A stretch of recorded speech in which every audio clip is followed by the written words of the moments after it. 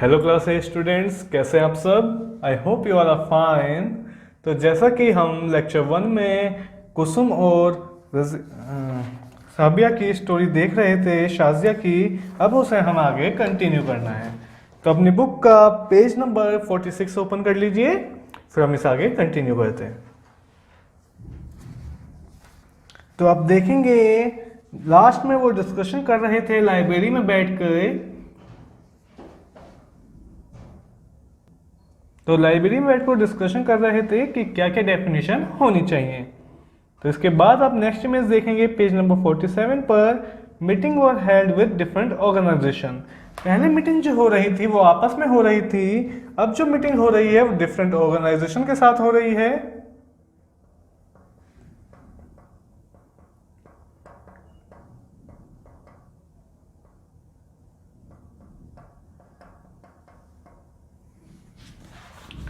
The women's movement want a new law on domestic violence. The government should introduce it in parliament soon.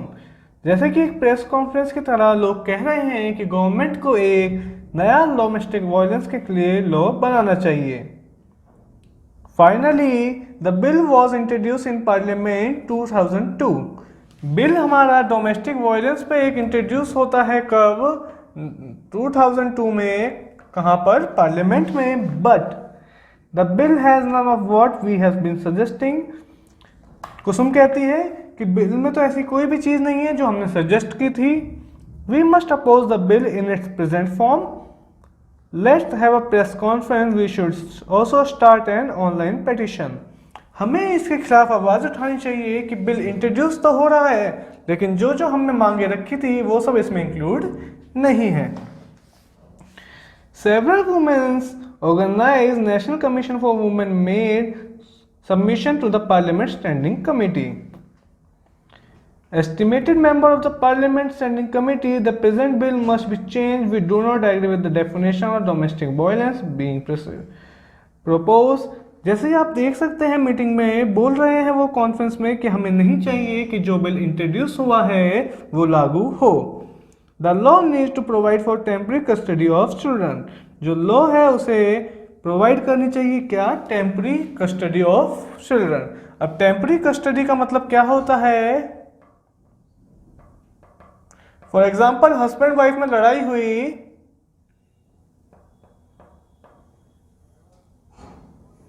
तो वो दोनों अलग होना चाहते हैं, तो बात आती है कि बेटा या बेटी उनके जो भी है वो किसके साथ रहेगा। तो ये चीज वो चाहते थे कि बिल में इंट्रोड्यूस हो कि जिसने भी डोमेस्टिक वायलेंस करी है उसके अलावा जो भी इंसान है उसके साथ उसके बच्चे की कस्टडी उसे मिले। इसके अलावा in December 2002 the standing committee submitted recommendation to the Rajya Sabha and they were also tabled in the Lok Sabha. The committee report accepted most of the demand of the women's group. Finally, a new bill was introduced in Parliament in 2005. After being passed by the both houses of the Parliament, it was sent to the President of his assent. The Protection of Women from Domestic Violence Act effect into 2006. तो 2002 का जो bill था जिसमें उन्हें दिक्कत थी कुछ वो बिल उन्होंने री इंट्रोड्यूस कराया। जो सजेशंस थे वो भेजे राज्यसभा में। वो बिल दोबारा लौट के कब आया? 2005 में। और 2006 में वो बिल क्या बन गया? वो बिल बन गया एक act. Okay. At the press conference in October 2006, what is this new law? आपस में डिस्कस हो रही है, एक प्रेस कॉन्फ्रेंस हो रही है जिसमें कुसुम और साजिया बैठे हुए हैं। तो साजिया कहती है this law is the first in recognizing a women's right to a violence free home and provide a comprehensive definition of domestic violence. ये बिल इसलिए है कि वुमेन्स को राइट मिल पाए जो भी उन पर डोमेस्टिक वायलेंस हो रही थी और उनके एक अच्छे घर में वो रह पाए। इतने में एक दूसरा आदमी कहता है this is a civil law aimed at the providing relief to millions of womens including wife, mother, daughter. ये वुमेन्स के लिए बहुत ज्यादा इंपॉर्टेंट बिल है। फिर कुसुम कहती है this law is a very significant step because it recognize the right of women to live in a shared household. एक ही घर में रहने का अधिकार की बात हो रही है इस बिल में। Women can get a protection order against any further violence, अगर वुमेन के अगेंस्ट कोई वायलेंस करता है तो उन्हें एक पावर मिली हुई है। Women can get monetary relief to meet their expenses including medical cost, और वुमेन्स को monetary relief that mean medical cost भी मिलेगी। Why is this important law? तो एक न्यूज रिपोर्टर पूछता है ये लॉ इंपॉर्टेंट क्यों है। Now begin another long journey. Yes, the government has to ensure that this law is implemented and enforce. अब गवर्नमेंट को स्ट्रिक्ट होना चाहिए कि ये जो लॉ है वो इन्फोर्स रहे, वो लागू रहे। तो यहां हमारी पूरी एक्टिविटी खत्म हुई किसकी? डोमिनेशन डोमेस्टिक वायलेंस एक्ट की।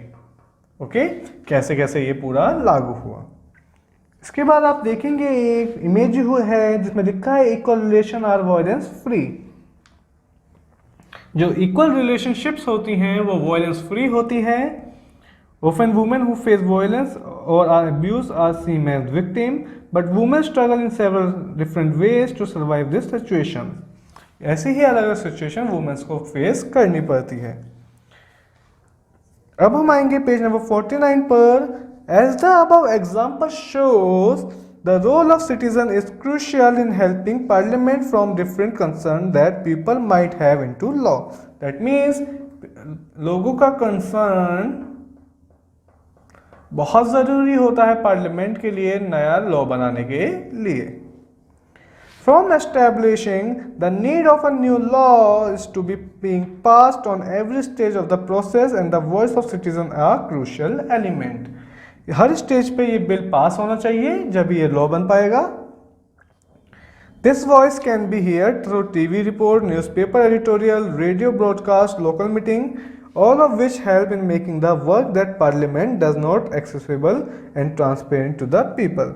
अलग अलग चीज़ों के थ्रू हमें लोगों का ओपिनियन पता चल सकता है, टीवीज़ के थ्रू, न्यूज़ चैनल के थ्रू, न्यूज़पेपर पढ़कर, रेडियो सुनकर। इन सब चीज़ों से हमें पता चलता है कि लोगों का ओपिनियन किसी भी चीज़ को लेकर क्या है। तो यहाँ हमारा देखेंगे हम अनपॉपुलर और कॉन्ट्रोवर्शियल लॉ। कुछ लॉ ऐसे भी थे जो अनपॉपुलर और या फिर कॉन्ट्रोवर्शियल रहे हैं। तो कॉन्ट्रोवर्शियल और अनपॉपुलर लॉज क्या होते हैं आइए देखते हैं अब हम।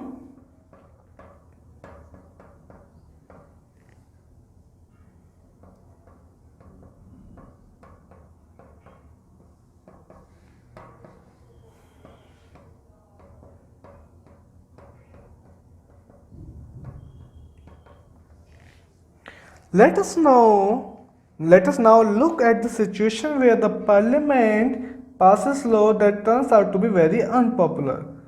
कुछ लॉज पार्लियामेंट ने जो पास करे हैं वो अनपॉपुलर हो जाते हैं कुछ टाइम बाद।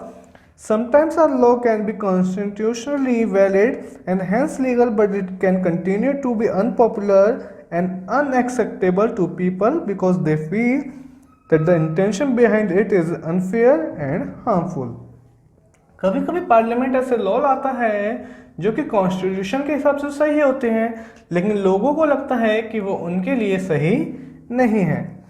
Hence people might criticize this law, people उसे क्रिटिसाइज करते हैं, पब्लिक मीटिंग्स करते हैं, न्यूज़पेपर में लिखा जाता है, रिपोर्ट आती है टीवी न्यूज़ चैनल पर।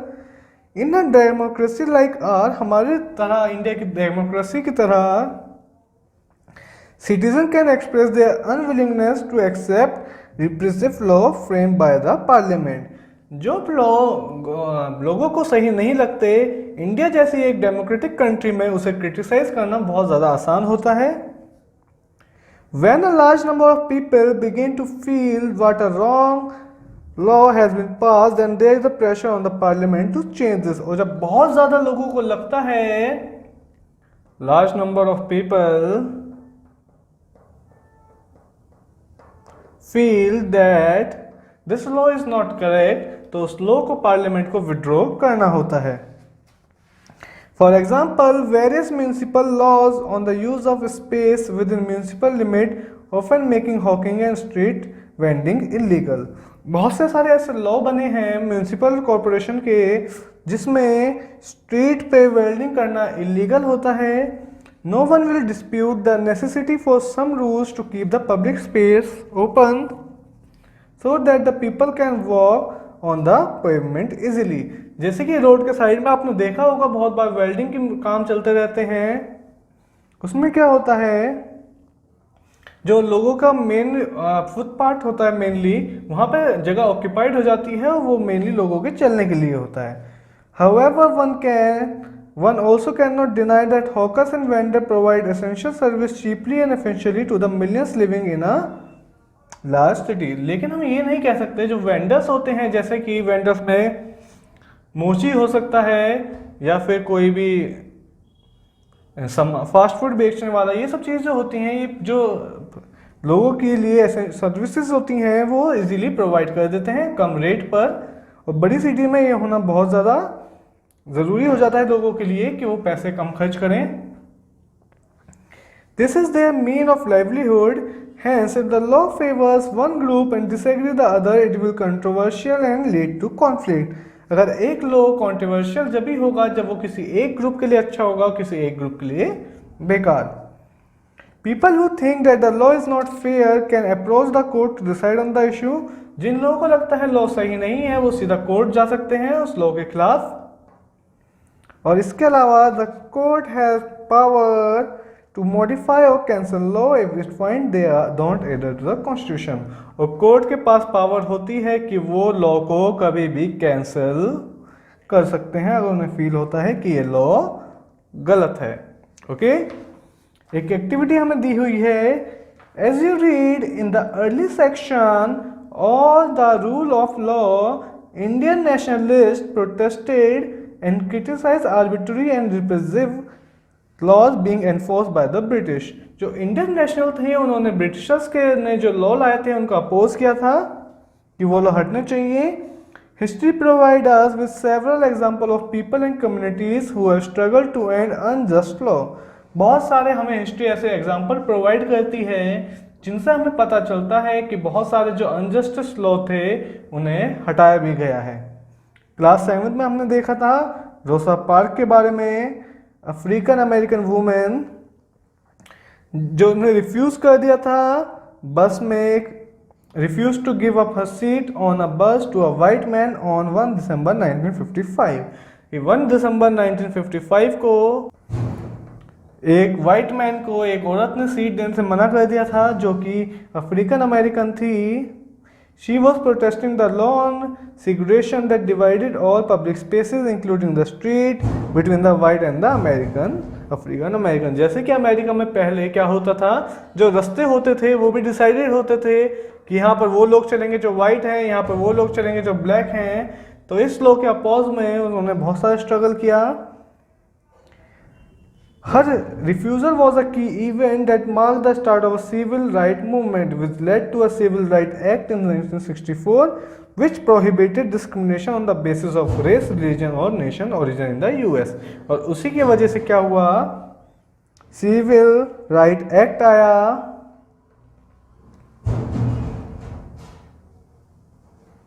कब, 1964 में, जिसके अकॉर्डिंग सब लोग बराबर होते हैं। लास्ट पेज पे आते हैं अब हम। Do you remember the photo essay on a women movement in class 7 book. Class 7 में आप पढ़ के आए होंगे क्या, एक मूवमेंट, वुमेन मूवमेंट, एक फोटो के ऐसे पर। तो उसमें क्या था, the photos they showed the different ways in which citizen can protest, campaign and show solidarity. अलग अलग तरीके से लोग क्या क्या कर सकते हैं इंडिया में, प्रोटेस्ट कर सकते हैं,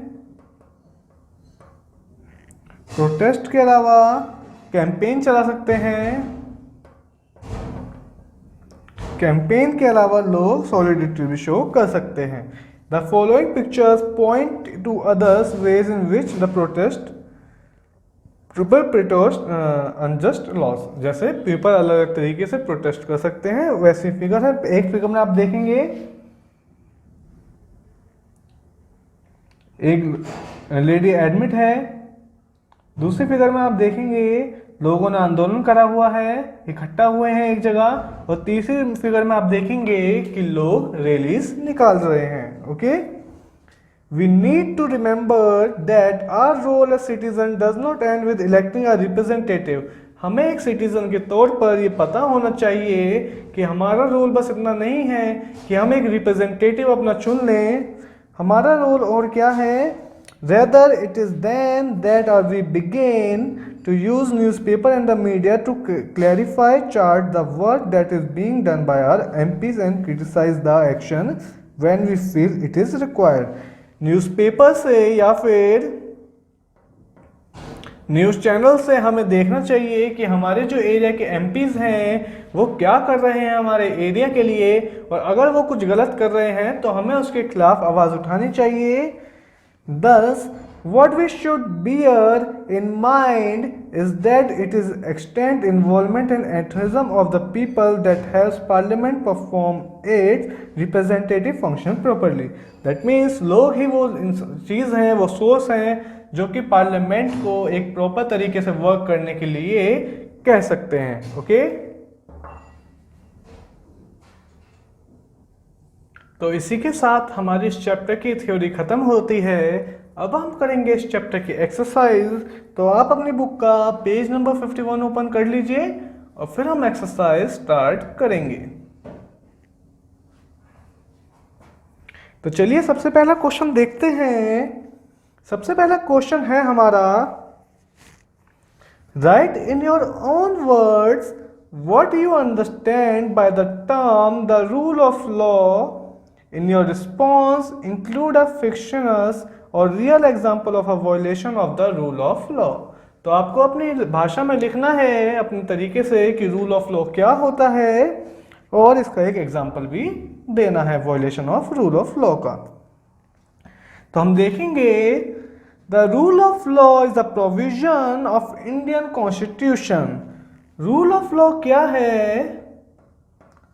रूल ऑफ लॉ एक प्रोविजन है इंडियन कॉन्स्टिट्यूशन का जो बोलता है that states that all people in independent India are equal before the law. That means सब लोग इंडिया में आर इक्वल बिफोर लॉ। सब लोग इंडिया में चाहे कोई भी हो, वो प्रेसिडेंट हो, वो कोई पुअर हो, कोई रिच हो, सब लोग बराबर हैं इंडिया में लॉ के आगे। Every law is equal for every citizen in the country, neither the president और any other high official is above the law. That means वही चीज, प्रेसिडेंट या कोई भी हाई ऑफिशियल लॉ से बड़ा नहीं हो सकता। The punishment for any crime committed will be same for every person irrespective of post of power. जब भी कोई क्राइम करेगा तो उसे सेम ही सजा होगी, ना कि उसे अलग अलग होगी उसके स्टेटस के हिसाब से। That means same crime, same punishment. For example, एक एग्जाम्पल है, if a clerk is punished for corruption, अगर कोई क्लर्क है, एग्जाम्पल है हमारा क्लर्क, वो करप्शन के चार्जेस में उसे सजा होती है, तो the same punishment need to be given to a higher official और minister to committing for crime of corruption. That means अगर किसी क्लर्क को करप्शन के चार्ज में सजा होगी तो सेम पनिशमेंट मिलेगी किसी भी मिनिस्टर को जिसने करप्शन करा होगा। ओके, चलिए नेक्स्ट क्वेश्चन देखते हैं अब हम।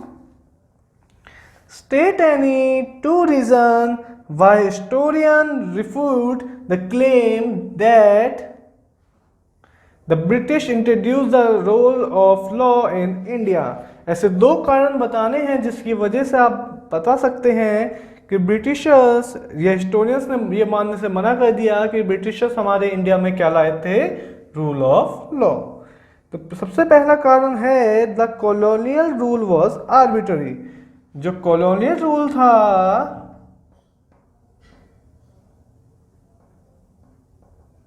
वो आर्बिट्ररी था। आर्बिट्ररी मतलब एक पक्ष के लिए दूसरे पक्ष के खिलाफ। Okay, next is the Indian national played a prominent role in the development of legal sphere in British India. जो इंडिया के नेशनलिस्ट थे, दैट मीन्स इंडियंस थे नॉर्मली, उन्होंने एक बहुत इंपॉर्टेंट रोल प्ले किया किसमें, ब्रिटिश लॉ में, ब्रिटिश इंडिया में एक लीगल स्फीयर बनाने में। इसके अलावा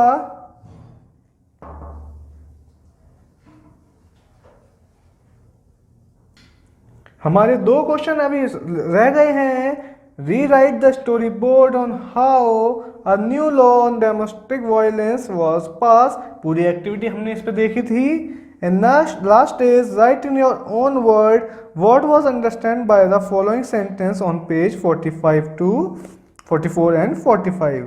ओके, तो ये दोनों क्वेश्चन आपके लिए होमवर्क में है। इसी के साथ आपके चैप्टर खत्म होता है। अब हम मिलेंगे आपसे नेक्स्ट चैप्टर में, नेक्स्ट एक्सरसाइज या नेक्स्ट लेक्चर के साथ। तब तक आप इसे रिवाइज कीजिए, याद कीजिए। Bye bye, take care.